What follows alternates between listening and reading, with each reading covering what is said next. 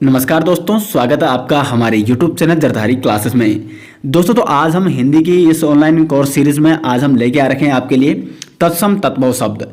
इससे पहले हमने आपको शब्द संरचना यानी शब्द रचना की वीडियो में बताया था तत्सम तद्भव क्या होते हैं, शब्दों के कौन कौन से भेद होते हैं, और उसमें मैंने आपको कहा था कि तत्सम तद्भव बहुत ही इंपॉर्टेंट है, इसलिए हम इस पर एक स्पेशल वीडियो लेके आएंगे।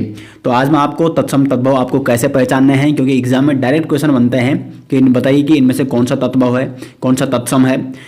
तो इस प्रकार के क्वेश्चन बनते हैं। तो आज मैं आपके लिए ऐसे ट्रिक ला रखा हूँ जिससे आप आसानी से समझ पाओगे कि कौन से शब्द तत्सम है और कौन से शब्द यहाँ पे क्या है, तद्भव शब्द है।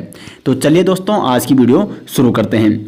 तो दोस्तों ये है यहाँ पे तत्सम तद्भव। अब देखो तत्सम क्या होते हैं, वे शब्द जो जैसे संस्कृत के हैं वैसे ही यूज किए जाते हैं, वैसे ही प्रयोग में लाए जाते हैं, तो उनको कहा जाता है तत्सम शब्द। यानी इनको संस्कृत के शब्द भी आपको कहा जा सकता है, और संस्कृत के जो शब्द है वही हिंदी में यहाँ पे क्या होते हैं, प्रयोग किए जाते हैं। और जो तत्सम तद्भव शब्द होते हैं मैंने आपको बताया भी था कि वह शब्द जो क्या हो गए हैं, हिंदी में परिवर्तित हो गए हैं। यानी वो संस्कृत में कुछ और है, जैसे मात्र हो गया, और हिंदी में कुछ और है माता, लेकिन अर्थ दोनों का एक ही है। वैसे उसी प्रकार पितृ हो गया और हिंदी में हो गया पिता, संस्कृत में हो गया कर्पूर और हिंदी में हो गया कपूर। तो बहुत सारे एग्जाम्पल मैंने आपको पहले ही बता दिए थे। अब बढ़ते हैं कि कैसे आपको ये पहचानना है कि इनमें से कौन सा तत्सम है और कौन सा तद्भव है, क्योंकि जो शब्द हैं बहुत सारे हैं, हिंदी में इतने सारे शब्द हैं और इतने सारे शब्दों को याद कर पाना संभव नहीं है। इसलिए मैंने कुछ ऐसे ट्रिक, कुछ ऐसे नियम यहाँ पे ला रखे हैं आपके लिए, जो आपको यहाँ पे थोड़ी आसानी हो जाएगी आपको समझने में कि कौन से यहाँ पे तत्सम है और कौन से तद्भव हैं। तो जो नियम 1 है वो कहता है कि अक्षा का प्रयोग प्रायः तत्सम शब्द में होता है, वह तत्सम का तद्भव में परिवर्तित होने पर अक्षा का खा व छा में बदल जाता है। यानी इसका अर्थ नियम 1 कहता है कि जो अक्षा है वो उसका प्रयोग कहाँ होगा, तत्सम में होगा। यानी जिस शब्द में आपको अक्षा दिखेगा वो आपको सीधे सोच देना वो क्या है, आपका तत्सम शब्द है। अक्षा वाले शब्द जितने भी शब्द होंगे, मैक्सिमम शब्द, अब एक या दो हो सकते हैं, लेकिन मैक्सिमम शब्द जो अक्षा वाले हैं वो क्या होते हैं, सारे तत्सम शब्द होते हैं। मैं उदाहरण वाइज आपको यहाँ पे समझाऊंगा। और जब ये तद्भव में बदलेंगे तो अक्षा का हो जाएगा, क्या हो जाएगा, खा और छा हो जाएगा। अब देखो यहाँ पे उदाहरण से समझते हैं कि तो जो यहाँ पे तत्सम है और ये है तद्भव।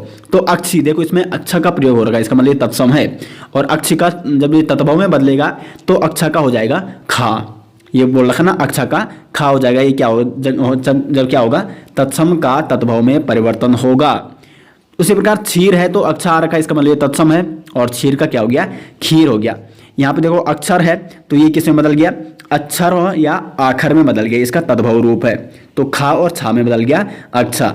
छुर, ये है छुर, तो ये क्या है, ये है यहाँ पे छुर, तो ये क्या है, यहाँ पे तत्सम शब्द होगा क्योंकि इसमें अक्षर का प्रयोग हो रखा है, और तद्भव में बदलने के लिए खुर हो गया। इसी प्रकार क्षेत्र हो गया, खेत हो गया। परीक्षा का परीक्षा हो गया क्योंकि इसमें छा में बदल गया। मतलब जो अक्षा होगा वो खा और छा में बदलेगा जब उसका रूप क्या होगा, तत्सम से तद्भव में परिवर्तित होगा। उसके बाद कुक्षी हो गया और तीक्ष्ण हो गया, तीक्ष्ण का तीखा हो गया। कुल मिला के यहाँ पे आप देख सकते हो सभी में अक्षर का प्रयोग हो रखा है, वो सारे शब्द क्या है यहाँ पे ये तत्सम शब्द है। तो जितने भी जिन शब्दों में अक्षर का प्रयोग होगा वो सारे क्या होंगे, तत्सम शब्द होंगे। लेकिन कुछ हो सकते हैं एक दो जो क्या हो सकते हैं, अपवाद हो सकते हैं, वो ना हो हम पाएँ, लेकिन मैक्सिमम शब्द जो अक्षा वाले होते हैं वो सारे तत्सम शब्द होते हैं। और तत्सम शब्द जब तद्भव में बदलते हैं तो जो अक्षा होता है उसका क्या हो जाएगा, खा और छा हो जाएगा। उसके बाद आता है नियम 2 कि वा का प्रयोग प्रायः तत्सम में जबकि तद्भव में वा का बा हो जाता है। यानी इसका बोलने का मतलब है नियम 2 का कि जो वा है ये इसका प्रयोग कहाँ होता है, मैक्सिमम तत्सम शब्द में होता है। तो जितने भी वा वाले होंगे शब्द वो अधिकांशतः क्या होते हैं, तत्सम शब्द होते हैं। और अगर तद्भव में बदलना होगा उसको तो वा का क्या हो जाता है, बा हो जाता है। जैसे पूर्व हो गया तो पूर्व क्या है, इसमें वा है तो इसका मतलब ये क्या है, तत्सम शब्द है। तो अगर इसको तद्भव में बदलना है तो पूर्व, वा का क्या हो गया, पूर्व बा हो गया। उसी पर वन है, वन में भी वा है तो ये तत्सम शब्द है, और वन का हो गया, वा का हो गया बा तो बन हो गया, ये बन क्या हो गया, तद्भव शब्द हो गया। तो वा का तद्भव में बदलने के लिए क्या हो जाता है, बा हो जाता है। उसी प्रकार विग्रह है, इसका बिगाड़ हो गया। वर यात्रा हो गया, इसका बारात हो गया। विवाह ब्याह, तो जितने भी यहाँ पे वा वाले शब्द हैं ये देखिए सारे क्या है यहाँ पे तत्सम शब्द हैं। और वा का जब तद्भव में बदला तो उसका क्या हो गया, बा हो गया। अब आपको समझ में आ गया नियम 2 कि जो वा वाले होते हैं वो प्राय क्या होते हैं, तत्सम शब्द होते हैं अधिकांशतः। फिर भी मैं आपको बता दूं कि आपको बहुत सारे एग्जाम्पल यहाँ पे देखने हैं, और बहुत सारे में ये जो यहाँ पे नियम बता रखे मैंने वो फिट बैठ जाते हैं, लेकिन कुछ कुछ हो सकते हैं, लगभग आप 1000 या 2000 शब्द देखोगे तो उनमें से ज़्यादा 50-60 शब्द हो सकते हैं जो इन नियमों को फॉलो नहीं करते हैं, बाकी सारे ये नियम फॉलो करेंगे। और मैक्सिमम क्वेश्चन ऐसे ही बनते हैं यहाँ से, और इन नियमों को आपसे मतलब सहूलियत हो जाएगी आपको कोई भी क्वेश्चन सॉल्व करने में।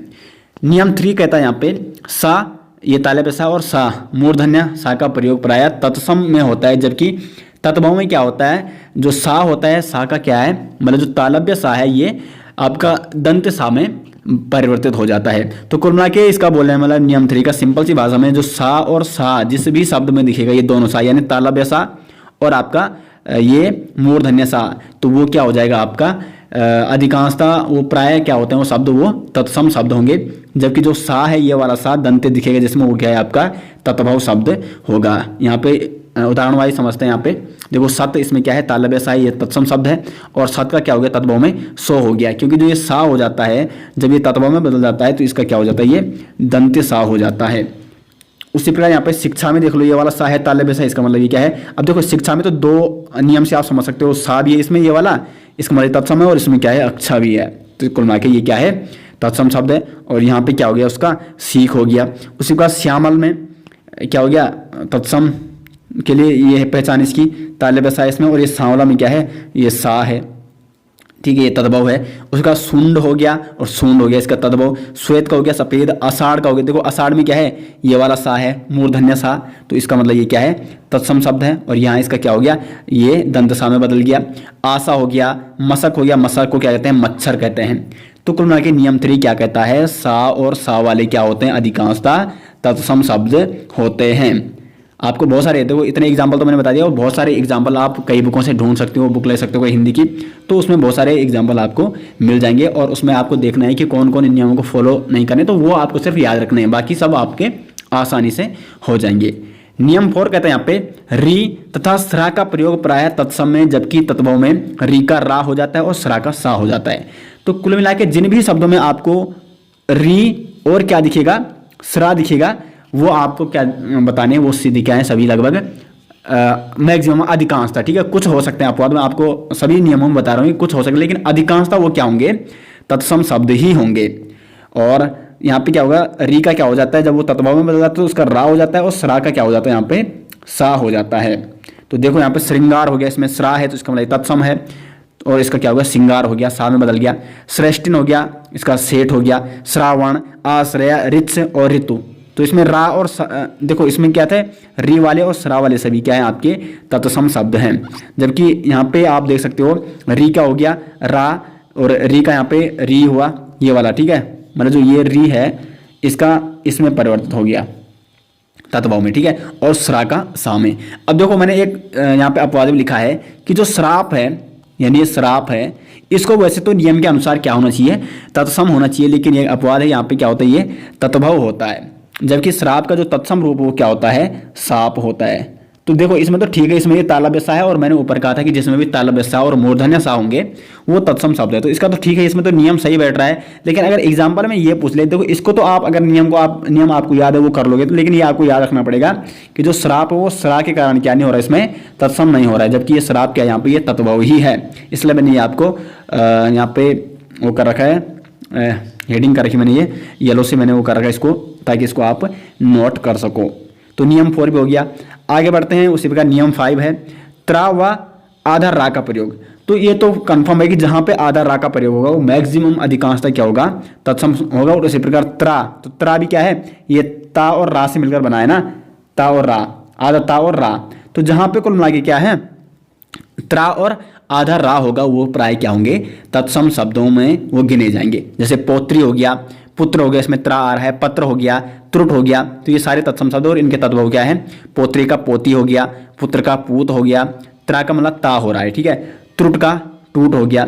और देखो इनमें क्या है आधे रा हैं, ये वाला रा, ठीक है, तो सूर्य हो गया, सर्प हो गया, भ्रात्र हो गया, भ्रमर हो गया, तो ये क्या सारे किस में आ रहे हैं तत्सम शब्द में ही आ रहे हैं। और सूर्य का क्या हो रहा है तद्भव सूरज, सर्प का सांप हो रहा है, भ्रात्र का भाई हो रहा है, और भ्रमर का भोरा हो रहा है।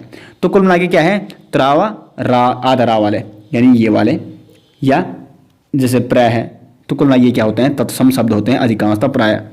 नियम 6 कहता है कि ऋणा का प्रयोग णा का प्रयोग किसमें होता है? तत्सम शब्द में होता है और तद्भव में णा का क्या हो जाता है? आपका ना हो जाता है। तो देखो इसमें भी नियम 6 भी यहाँ पे फॉलो कर रहे हैं सारे। ग्रहणी इसमें णा है तो कुल मिला के ये क्या है? आपका तत्सम शब्द है। कोण इसमें णा है तो ये तत्सम शब्द है। गुण इसमें णा है, तत्सम शब्द है। अब देखो गुण को जब तद्भव में बदल रहा है तो गुणा का क्या हो जा रहा है? आपका ना हो जा रहा है। तो कुल मिला के जब णा तद्भव में बदल जाता है तो उसका ना हो जाता है। चरण का चरण हो गया, चूर्ण का चूरन हो गया अधिकांश जगह, ठीक है, ये यहाँ पे देखने को मिलता है। तो कुल मिला के जिनमें णा होगा वो अधिकांशतः क्या होंगे? तत्सम शब्द ही होंगे। आगे बढ़ते हैं यहाँ पे। नियम 7 क्या कहता है?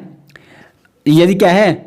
अनुस्वर है ये वाला, ठीक है, अनुस्वर प्रयोग प्राय तत्सम होते हैं, जबकि अर्धचंद्राकार बिंदु वाले प्राय क्या होते हैं? तत्भव होते हैं। ये पॉइंट आपको नोट करना है। जो अनुस्वर है ये आ वाला अंग, ये क्या है? तत्सम होते हैं, जबकि जो अर्धचंद्राकार बिंदु जो होता है जिसमें, वो क्या होते हैं? आपके तत्भव होते हैं। उदाहरण समझ लेते हैं यहाँ पे। ये तत्सम, ये तत्भव है।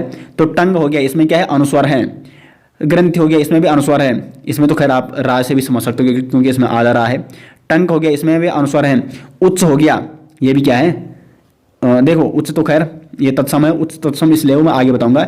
जो भी आधे अधूरे शब्द होते हैं वो भी तत्सम होते हैं अधिकांशतः, ठीक है। तो ये सारे तत्सम शब्द हैं। जबकि जो क्या होते हैं जिनमें अर्धचंद्राकार बिंदु है वो अधिकांशतः क्या होते हैं? तत्भव होते हैं। जैसे टांगा हो गया, गांठ हो गया, टांका ये ऐसा है टांका, ठीक है, और ऊंचा, ये सारे क्या है? आपके तत्भव शब्द हैं जिनमें अर्धचंद्राकार बिंदु का प्रयोग हो रखा है। उसी प्रकार बढ़ते हैं आगे। नियम 8 है जो लास्ट नियम है। ऐसे शब्द जिनमें आधे अधूरे वर्ण हों वो भी प्राय तत्सम शब्द होते हैं अधिकांशतः। जिनमें क्या होता है? आधे अधूरे। जैसे मैं उच्च का उदाहरण बता रहा था, तो इसमें देखो अकार्य, तो ये तो रा से भी समझा जा रहा और रा आधा ही है उसमें, तो अकार्य क्या है? तत्सम है। उपाध्याय इसमें आधा धा है, तो ये क्या है? आपका तत्सम शब्द है। ओष्ठ इसमें आधा सा है, खैर इसमें तो ये इससे भी समझा जा रहा है कि इसमें क्या है? ये षटकोण वाला सा यानी मूर्धन्य सा है। कर्पूर इसमें आधा रा है। जन्म आधा ना है इसमें, तो ये भी क्या है? तत्सम शब्द है। पकवान ये पकवान है, ठीक है, तो इसमें आधा का है, तो ये क्या है? तत्सम शब्द है। और पकवान का तद्भव हो गया पकवान। जन्म का तद्भव हो गया जन्म। कर्पूर का हो गया कपूर। ओष्ठ का हो गया होंठ। उपाध्याय का हो गया ओझा। और अकार्य का हो गया अकाज। तो कुल मिला के ये थे 8 नियम और सब कुछ आपको ये समझो। इतने सारे आपको आसानी से फिर याद हो जाएंगे ये, क्योंकि इतने सारे याद तो आप कर नहीं सकते हो। अब आपको चरण चरण इसमें कंफ्यूज हो जाएगा। तो सीधे जैसे रा इसमें णा है तो कुल मिला ये क्या है? तत्सम शब्द है। अब आपको क्या करना है? मैं अधिकांश तक मतलब जितना हो सके उतने आप प्रैक्टिस कीजिए, जितनी हो सके उतने आप एग्जाम्पल पढ़िए, और जिनमें ये नियम फॉलो नहीं हो रहे हैं उनको याद कीजिएगा।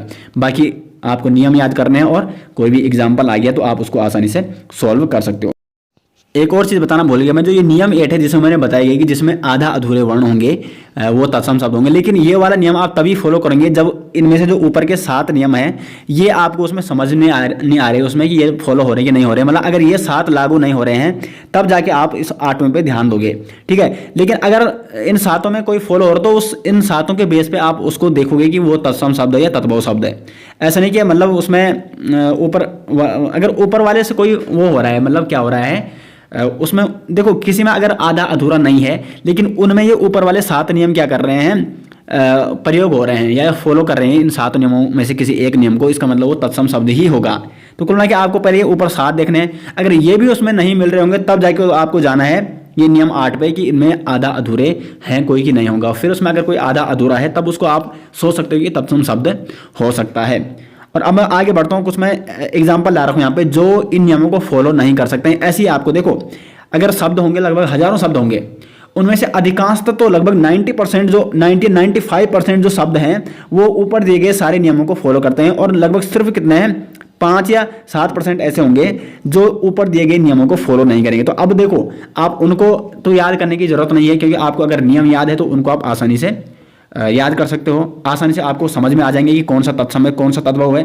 लेकिन अगर आप इन शब्दों को याद करते हो, क्योंकि कई बार एग्जाम्पल में वैसे मैक्सिमम वो पूछे जाते हैं ऊपर के, लेकिन कई बार एग्जाम्पल में मतलब उदाहरण क्वेश्चन में ये आ जाते हैं, इसलिए इसमें कन्फ्यूजन होता है। इसलिए आप क्या कीजिएगा, आपके पास एक ही वो है कि आप अधिक से अधिक प्रैक्टिस कीजिएगा, बहुत सारे एग्जाम्पल इकट्ठे कीजिएगा, बहुत सारी बुकों से बुक आप देख सकते हो कोई भी हिंदी की, और उसमें देखिएगा कि कौन कौन नियमों को फॉलो नहीं कर रहे हैं, उसको अलग लिखिएगा और उसको याद कीजिएगा, तब आपको आसानी हो जाएगी। अब देखो जैसे मैं कुछ एग्जाम्पल ला रखा हूँ, जैसे कंकन और कंगन है, तो कंकन में तो ठीक है कि जिसमें क्या है एक अनुस्वर है, तो ये तो ठीक है कि ये तत्सम है, लेकिन इसका जो तद्भव हो रहा है वो हो रहा है कंगन। और नियम क्या कहता है कि नियम बोलता है कि जो अर्धचंद्राकार बिंदु है वो होगा तद्भव और ये होगा तत्सम। तो कंगन तो ठीक है, लेकिन यहाँ जो कंगन है वो भी, उसमें भी अनुस्वर है और वो भी क्या हो रहा है यहाँ पे, वो भी तद्भव हो रहा है। जबकि इसको अगर बात की जाए, जो नियम लिखा है उसमें कंगन होना चाहिए था ऐसा वाला। तो इसको आप नोट करना है, ये वाला भी क्या है आपका तद्भव है, जबकि इसमें क्या है वैसे अनुस्वर है ये वाला। तो कुल मिला के ये वो जो अनुस्वर वो तत्सम होगा ये फॉलो नहीं कर रहा उसको। अब बात करते हैं कृष्ण। तो कृष्ण का ठीक है, इसमें क्या है, एक तो आ रहा है, इसका मतलब तत्सम है, और एक इसमें क्या है ये वाला सा है, इसका मतलब ये तत्सम है, ये तो नियम हो रहा है। लेकिन जो ये वाला है कान्हा, तो कान्हा में हमने लिखा है लास्ट वाला नियम क्या है, यहाँ पे हमने बोला था कि जो आधा शब्द वाले होंगे वो क्या नहीं होंगे, वो तत्सम होंगे। लेकिन यहाँ पे आधा ना है फिर भी ये तत्भव है। तो कुछ ऐसे शब्द हैं वो आपको नोट करने हैं। कुंभकार, कुंभकार में ठीक है आधा माँ, इसमें ये तत्सम है, लेकिन ये कुम्हार हो गया, इसका क्या है तत्भव में भी क्या आ गया, आधा माँ आ गया। उसके बाद गजेंद्र है, गजेंद्र में भी एक तो ठीक है, इसमें एक अनुस्वार है, एक आधा रा है, ये तो तत्सम ठीक है, मतलब तत्सम के तो मैक्सिमम फॉलो करें। लेकिन गयंद, इसमें आधा ना आ रहा है, तो इसको तत्सम होना चाहिए था, लेकिन ये तत्भव है। तो कुल मिला के ये भी क्या कर रहा है, नियम को फॉलो नहीं कर रहा। लास्ट वाला नियम 8 है जो बता रखा मैंने, तो ये आपको नोट करना है। कंदुक हो गया, ठीक है आधा ना है वो होगा उसमें। लेकिन गेंद, गेंद इसमें क्या है अनुस्वर आ गया, और अनुस्वर वाले वैसे बता रखे थे नियम के अकॉर्डिंग कि ये क्या होंगे तत्सम होंगे, लेकिन ये यहाँ पे क्या है तत्भव है। तो कुल मिला के ये भी आपको नोट करने हैं। चंच हो गया, चोंच, ये सारे देखो आप एग्जाम्पल इनको देख सकते हो और फिर लगा सकते हो कि इनमें से क्या सही नहीं है और क्या है इसमें, ठीक है। तो ये आपको कुल मिला के पता चल जाएगा। और मैक्सिमम जो अब ऐसे आपको कुछ नोट करने, ये आपको जैसे ये आपको याद रखने होंगे कि इनमें कौन कौन है, और लेकिन ऊपर वाले अगर आपको नियम सारे याद हैं और अगर आपने कुछ ऐसे शब्द याद रख लिए जो नियम को फॉलो नहीं कर रहे हैं और फिर जो नियम को फॉलो कर रहे होंगे वो तो फिर आपको आसानी से समझ में आ जाएंगे। जैसे एग्जाम्पल आ जाएगा तो आप उसमें देखोगे, उसमें ना है तो ये तत्सम होगा, उसमें क्या है आधा रा है वो तत्सम होगा, उसमें क्या है अच्छा है वो तत्सम होगा। तो कुल मिला के मैक्सिमम तो नियमों को फॉलो करते हैं, ये तो है, ठीक है। तो दोस्तों ये तो हो गया आज के जो तत्सम तद्भव का टॉपिक था, उसमें मैंने आपको शॉर्ट ट्रिक के माध्यम से यानी नियमों के माध्यम से बताया कि कैसे आपको ये पहचानने हैं कि तत्सम शब्द कौन कौन से होते हैं और तद्भव शब्द कौन कौन से होते हैं और कौन कौन से नहीं होते हैं। और अब आप अधिक से अधिक प्रैक्टिस कीजिएगा, जितनी ज़्यादा आप प्रैक्टिस करोगे उतना आपके लिए फ़ायदेमंद होगा।